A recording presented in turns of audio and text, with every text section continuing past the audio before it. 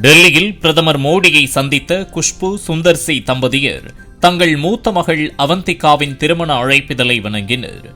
திருமண பந்தத்தில் இணைய இருக்கும் ஸ்வரன் ஸ்ரீனிவாசனும் அவந்திகாவும் பிரதமரை சந்தித்து வாழ்த்து பெற்றனர். இருவரையும் பிரதமர் மனமுவந்து வாழ்த்தியதாக குஷ்பு எக்ஸ் தளத்தில் பதிவிட்டுள்ளார்.